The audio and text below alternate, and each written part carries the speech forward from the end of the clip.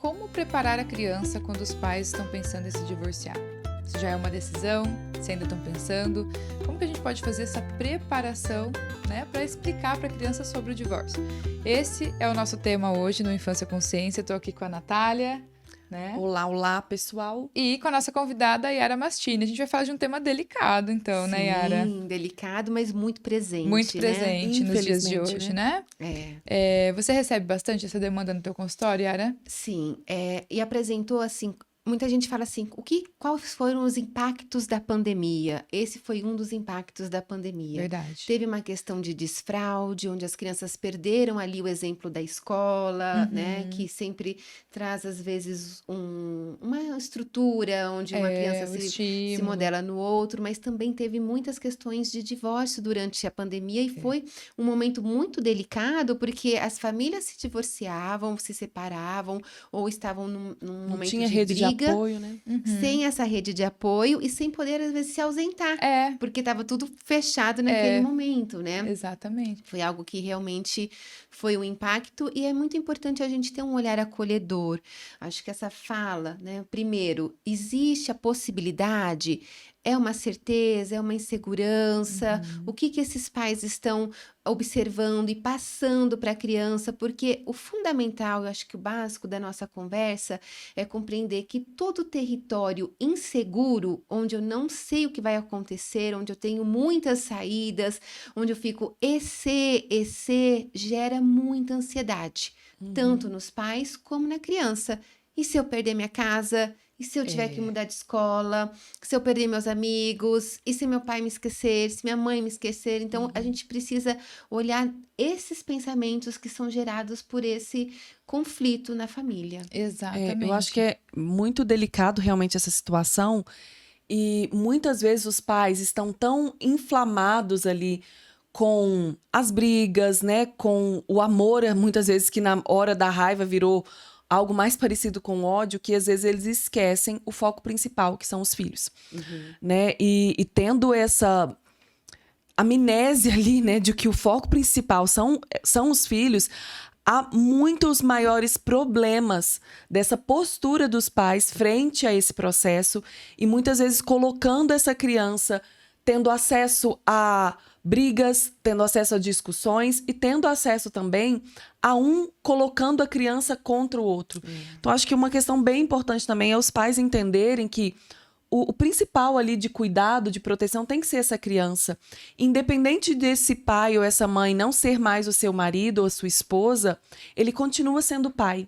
Sim. Ele continua sendo a mãe. E isso precisa ser preservado. A imagem do pai precisa ser preservada, a imagem da mãe. O que precisa ser discutido ou o que não conseguiu se resolver precisa ser do foro íntimo, né, desse casal ou desses dois adultos. E talvez para mim, eu acho que isso é uma das principais impactos no processo de divórcio, que é lamentável, né, quando isso acontece. E para a criança isso tem um impacto, mas os pais conseguem muitas vezes piorar pela forma como lidam e não tendo esse cuidado com a criança e colocando um contra o outro. Eu acho que, bom, pela minha prática, às vezes eu vejo que tem crianças que sofrem muito com a separação dos pais e tem outras que, para elas, é um alívio. Vocês já atenderam crianças Sim. assim? Falam, nossa, que bom que meus pais não moram mais juntos, porque agora minha vida tá melhor, né? Eles não brigam. E os dois ficam querendo agradar a criança também, né? Tem pais que fazem isso, tem pais que se ausentam da responsabilidade ou que não conseguem, né? Mas tem pais que eles ficam até mais presentes na vida do filho depois da separação. Mas eu lembro sempre de um caso de uma criança que eu atendi que os pais brigavam tanto na frente dela, muito, muito, e mesmo assim ela olhava pra mim e falava assim: meu sonho é que meus pais voltem a morar juntos. Assim, mesmo com tantas brigas, ela falou assim: mesmo com tantas brigas, porque aí eles estariam juntos, né? O Então, impacto é muito grande, né? Eu acho que a gente minimiza na nossa sociedade atual, onde as relações são tão efêmeras, né? Eu consigo trocar meu celular, acabou, eu troco outro. E acaba que a gente trouxe isso muito para o âmbito familiar, esse descarte, né? E às vezes a gente não lembra que a gente só está trocando o endereço do problema, né? Mas é claro que em algumas situações essa decisão já foi tomada pela família, né? Por mais que haja ou houvesse algo, né? A pessoa não quer ali tentar, ou também situações que não é possível. mas essa preservação da criança precisa ser o foco desse casal. Existem 2 momentos dessa preservação, né? Tanto no momento que ainda não se separou e está naquele ambiente pejorativo, com brigas, com gritos, com medo. A criança sente muito medo quando tem um grito. Né? Às vezes ela não entende nem o contexto, mas uma voz um pouco mais alta, né? O grito em si, ele é muito prejudicial ali para o desenvolvimento, produz várias... A gente, né, tem o cortisol, que a criança Isso, fica ali estresse, né? inflamada, o estresse, enfim. Então, precisa olhar para esse tipo de ambiente e depois, após a separação, qual é a segurança e o que acontece nesses 2 novos lares. Porque a alienação parental hoje está muito presente, até pela insegurança. Existe uma competição, se eu vou levar para Disney, eu quero levar antes para Disney. Então, os 2 acabam, às vezes, com um comportamento inadequado de dar tudo para a criança e ela não se sentir realmente olhada, valorizada, ou um falando mal do outro. E a gente tem que perceber que a criança tem os 2. Tem uma dinâmica que eu gosto muito de fazer com os pais, para ele compreender, né? Ambos compreenderem. Assim como a gente usa objetos para trazer o concreto ali para a criança, também é muito bom a gente trazer para uma situação onde eu tenho esse abalo mais emocional, que eu não consigo, às vezes, ter uma consciência para perceber o que está acontecendo. Então, eu pego 4 caixinhas de massinha. De cores diferentes. Então, eu tenho lá o potinho verde, o potinho azul, o branco e o rosa. Aí eu falo, olha, a criança, ela tem um pouquinho do azul do papai e um pouquinho do verde da mamãe.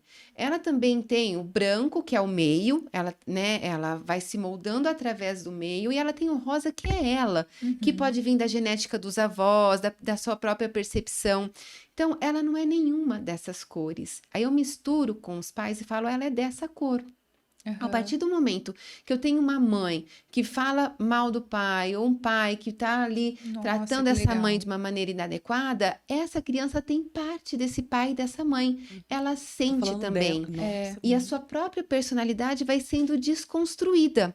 Então, eu acho que eu quero proteger deixando longe de um, não existe. Inclusive, existem muitos estudos que apontam que os adolescentes que se mutilam, que, né, se cortam, existe por trás um momento ali de não se sentir parte, ou um pai ausente, ou uma mãe ausente, essa falta, esse falta Pertencimento, né? de pertencimento por parte desse adolescente que ficou, às vezes, lá na infância.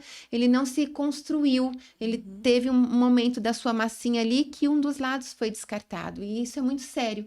Quando eles conseguem compreender que é importante a presença de todos, e aí com o diálogo a gente vai adequando, porque cada um tem um estilo de criação, né? Sim. E às vezes um pai mais autoritário fica muito abalado com uma mãe mais permissiva, ou ao contrário. Então a gente precisa, eu sempre gosto de falar também da borda, né? É como se fosse ali um rio. Se eu tenho um rio muito alto, muito aberto, essa criança tem que nadar entre todo esse espaço. Se eu tenho pais que, mesmo sendo diferentes, mas estão ali numa parte, né, paralela, onde a criança consegue observar suas 2 bordas, seus limites, ela se sente seguro. Eu acho que isso é perfeito, é a segurança. E no Segurança. divórcio elas perdem a segurança porque perde o referencial. Sim. Muitas vezes perde a casa, perde ali a rotina, e às vezes o que eu vejo muito no consultório é: vai para casa do pai, tem uma rotina. Vai para casa da mãe, tem outra rotina. E essa nossa. criança, ela fica totalmente perdida. Exato. E às vezes, quanto menor a criança, maior ainda o impacto sobre a rotina na vida dela. E aí a gente tem uma criança que está totalmente desorganizada, porque eles perderam o eixo, né? O eixo comum que os une é aquela criança. E eu preciso focar nela, porque ela não tem ninguém por ela se não for eles, Sim. né? Enquanto adulto eu consigo buscar, né, que seja uma terapia para mim mesmo ou um amigo para me dar um suporte emocional, mas a criança tem os pais, né? E se os pais, a criança já perdeu tudo que para ela é referencial, porque ela não tem o cérebro totalmente formado e essa Sim. visão de futuro. E aquilo que dá previsibilidade para uma criança, por exemplo, é uma rotina. Então, se os pais limite, não... Um né? limite. E aí começa, aqui... e olha a confusão. Eu vou para casa do meu pai, aqui eu posso assistir TV. Sim. Aqui eu chego e eu não preciso tirar minha roupa e colocar no cesto. Mas na minha mãe eu preciso. Ou vice-versa, né? Mas perde-se totalmente o parâmetro e a criança fica com um comportamento extremamente difícil porque ela não entende a regra social. E ela muitas vezes começa a testar no sentido de, peraí, aqui eu faço assim e dá certo, ali não. Então precisa muito desse eixo que une, né, pai e mãe em prol dessa criança. Eu uso esse exemplo porque eu falo para eles, aqui eu tenho esse espaço para a criança aprender a nadar. Ela tem limite, senão seria só uma água jogada no chão, né? Agora, quando eu tenho uma mãe que tem uma tendência a ser mais permissiva, esse pai pensa, por exemplo, nossa, ela tá deixando muito, então eu vou ter que ser um pouquinho mais autoritário para poder balancear. Só que o balanço, eu vou tendo um vértice, um ângulo muito maior. E aí a criança, em vez de aprender a nadar aqui, ela tem que aprender a nadar aqui. Amei essa analogia, muito difícil. E aí eles compreendem essa dificuldade exatamente do que eu posso de um lado, do que eu posso do outro. Agora, nunca vai ser a mesma, né, criação, os valores, até porque esse casal se separou porque não tem os mesmos valores.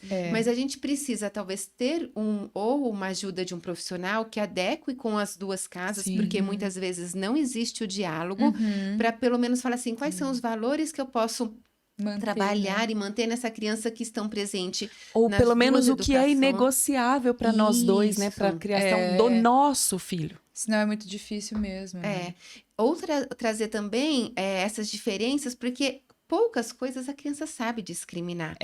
Eu lembro quando a minha filha, eu entrava de férias, na verdade ela tinha um período de férias e eu ainda estava trabalhando. Então minha mãe, a avó, única neta, pegava na Júlia e passava um mês com ela.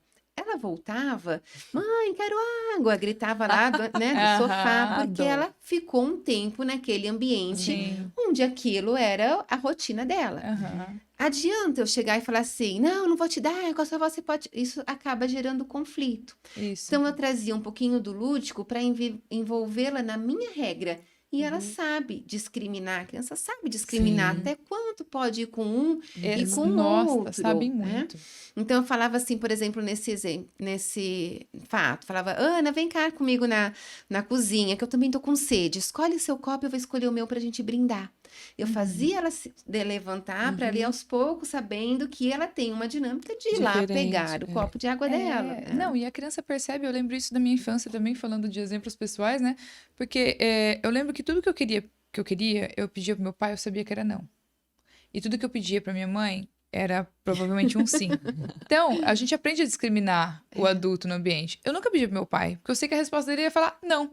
Né? Eu falo, mãe, seguinte, viu um negocinho lá, não sei o que, não sei o que. Ela fala, ai, filha, quanto é? Não sei o que. Tá, a mãe vai comprar. Se eu pedisse pro meu pai, mesmo que fosse um valor, assim, ele, pra que você vai querer isso? Isso não serve pra nada. E a resposta é não, sabe? Então, a criança sabe discriminar o que ela vai conseguir com o pai e o que ela vai conseguir com a mãe, né? E ela vai, sim, utilizar isso a favor dela. Porque não é de uma forma que a criança tá sendo... não é de uma forma maldosa, né?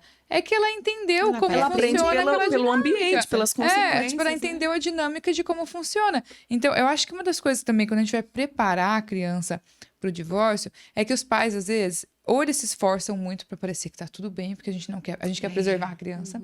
A criança, quando os pais se separam, não entendem nada. Eu falo assim, mas como assim? Meus pais estão se separando. Tava tudo bem até ontem. Sabe, nesse esforço demais de preservar a criança, isso também gera insegurança, né? Porque ela não percebeu os sinais. Não percebeu os sinais. Aí eu sempre falo assim, ó, vocês não vão brigar na frente da criança, mas vocês vão deixar claro que não tá bem, que o papai e a mamãe estão pensando em se separar, que querem o bem dela. Começar a explicar como é que funciona, que cada um teria uma casa, né? Mas que ela seria amada, continuaria sendo filha, continuaria sendo amada. Muito deixar, né? Exato, porque assim, ó, a gente não pode fingir pra criança que tá tudo bem. Senão até fica complicado as relações amorosas dela no futuro, né? Em que a gente camufla as emoções, em que a gente não expressa o que a gente sente, o que a gente, né, esconde tudo que for ruim. E isso é prejudicial a longo prazo também. Então, assim, né? uma hora ou outra ela vai ver vocês brigando. Tá tudo bem, filha, olha, papai e a mãe se desentendeu, né? A gente gostaria que você não participasse. E depois vocês conversam, né? Porque a criança começa a entender que as coisas não estão muito legal. Fica mais fácil dela aceitar também que esse casamento já não é mais uma vontade dos dois. Um pouco mais fácil, não que seja fácil. O que eu faço muito em consultório para preparar, né, a criança para esse momento é trabalhar os diferentes tipos de amor. Então, eu tenho um amor pelos meus amiguinhos, eu tenho um amor pela mamãe, um amor pelo papai, um amor pelo meu bichinho de estimação. E o Aham. amor do papai e da mamãe era um amor de casados, que foi se transformando por um amor de amigos. E os amigos se respeitam. Ou um amor de papai e de mamãe dessa criança, porque muitas vezes a gente fala e a criança fala: não, ele não respeita minha mãe, É, né? A criança percebe o ambiente. Então a percebe. gente precisa trabalhar que o amor muda. No momento que tá ali com É. aquele tipo de amor de namorado, os desejos ficaram diferentes. Hoje eu quero uma coisa que a mamãe não quer, a mamãe quer fazer uma coisa que o papai não acha legal. Então é melhor cada um se separar, viver bem com a sua própria vida. Uhum. O auto-amor, né? Você olhar para você Uhum. mesmo, se valorizar, olhar o quanto isso é uma coisa muito legal, que pode ser uma consequência positiva do divórcio, mostrar que existe uma família, mas eu preciso olhar para dentro de mim e olhar para esse sentimento do como eu posso me valorizar numa relação abusiva, Em ser um alguns exemplo. contextos isso é complicado. Exatamente. Existem contextos diferentes e eu me surpreendo e recebo famílias,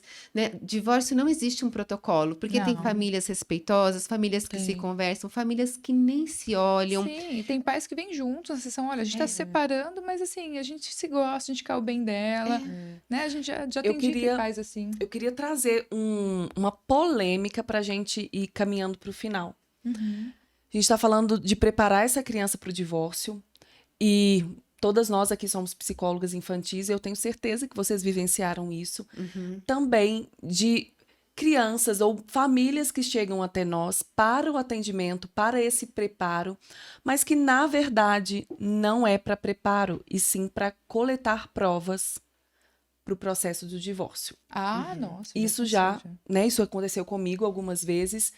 E como agora o psicólogo também possa se preparar, porque a psicologia, né, para quem nos ouve aí e não sabe, o psicólogo não pode formular provas, né? Então, ter ali um atendimento para que isso seja enviado para o seu advogado. Eu acho que isso é um aspecto importante desse tema, porque alguns psicólogos ou muitos psicólogos podem não saber também esse manejo de diferenciar esse processo. Isso já aconteceu com você, Yara? Já. Como que você já lidou? Sim, é muito comum. Às vezes a família já vem com esse discurso pronto. Olha, Vem. eu preciso trazer para fazer uma avaliação, porque ela não está querendo ir com o pai, eu quero colocar isso, né, no processo. E aí eu oriento procurar uma profissional que trabalhe já com algum fórum, porque existe É a vara da profissionais família que vai fazer. O perito, que né? trabalham como perito, que são, né? Então, dentro do fórum onde está discutindo a separação de vocês,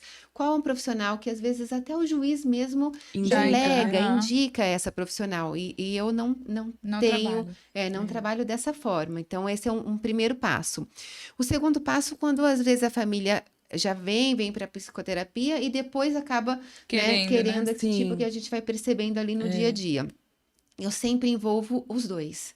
Eu falo que é importante, quando a mãe me procura, é importante também falar com o pai, coloco, por favor, dê o meu contato para esse pai, ou me dá o contato desse pai.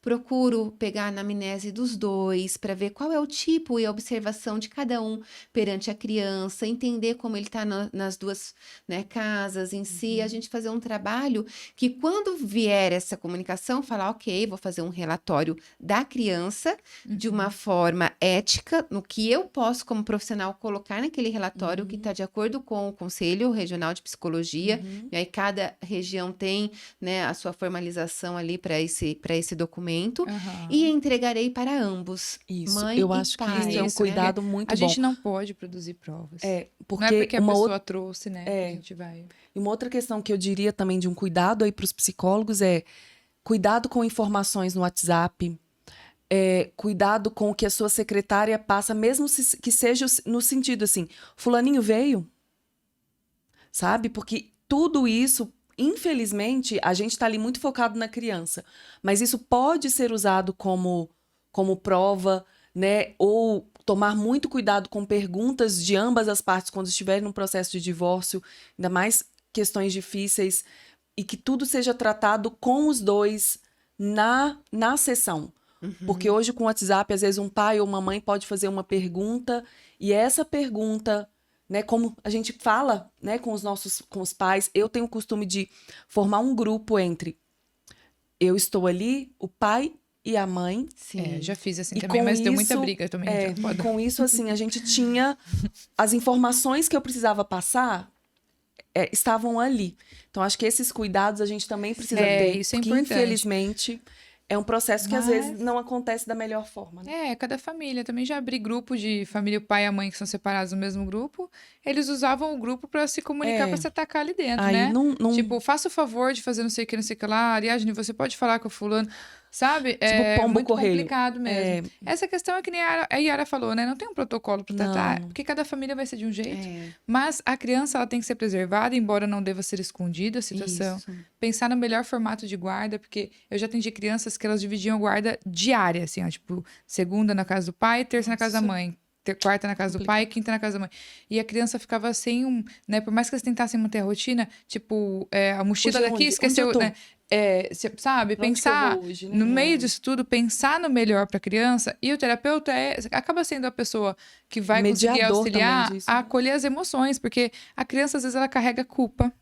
É. Né? Tipo, quantas crianças a gente atende que os pais estão Muito, separando que estão muito. carregando a culpa? Porque às vezes até os pais falam, viu? Por causa desse monte de comportamento teu, agora a gente não tá mais, sabe? Às vezes a criança carrega tantas fantasias e isso vai aparecer lá na E adolescência. cuidar desses sinais também, porque às vezes a criança, após esse processo de separação, a tristeza é uma emoção que muitas vezes ela vem maquiada pela raiva, Sim. né? Então ela usa essa máscara da raiva aí na infância, que a expressão da tristeza muitas vezes vem pela raiva, e às vezes a criança começa a mudar o comportamento, ficar uma criança com disrupção de comportamento, de ter muitos conflitos, emagrecer, Sim, né? Então, assim, isso são sinais que o psicólogo precisa estar muito atento a essa criança para que ele tenha ali um ambiente seguro até que as coisas se acalmem e o profissional também se cuide nesse processo para entender, né, que alguns preparos a gente também precisa ter, além dos cuidados éticos e protocolares que são normais da nossa profissão, algumas situações a gente também precisa ficar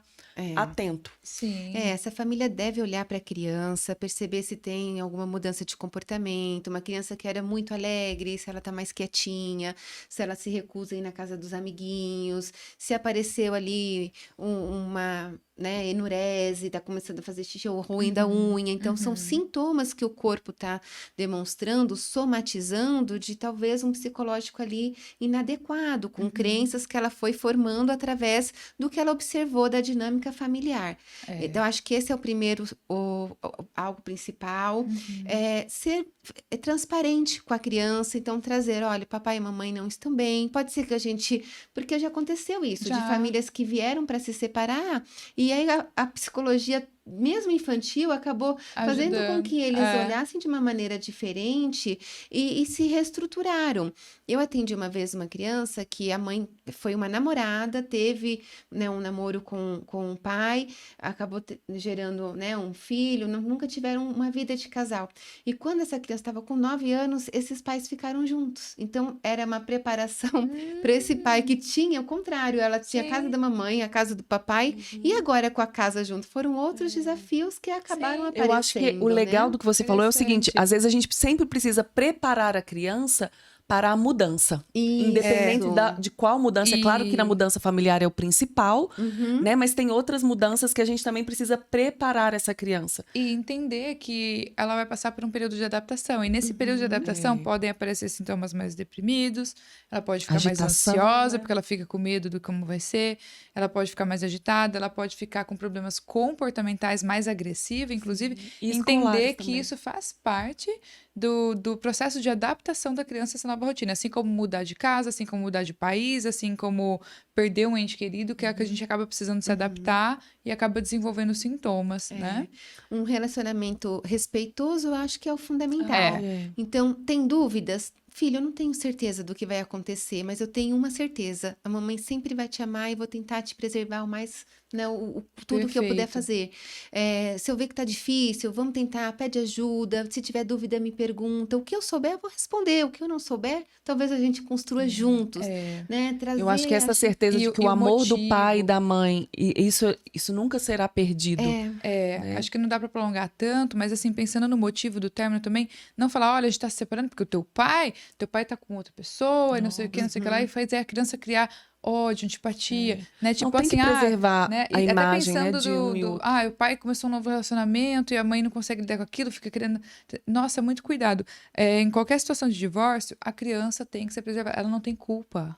Entendeu? Ela não tem culpa. Ela tem que se sentir amada, né? E os adultos resolvem. E os adultos têm que perceber que ela tem a parte do papai e a parte da mamãe. Eu amei essa, Então, essa... também adorei trazer essa um ou analogia. outro ruim é também afetar seu filho. É. Se você ama seu filho, né, cuide dessa relação. Nossa, perfeito. Acho que a gente finaliza muito Muito, bem com muito essa bem. mensagem final ali, né? De um Muito cuidador. obrigada, Muito viu, bom. Yara? Obrigada mesmo.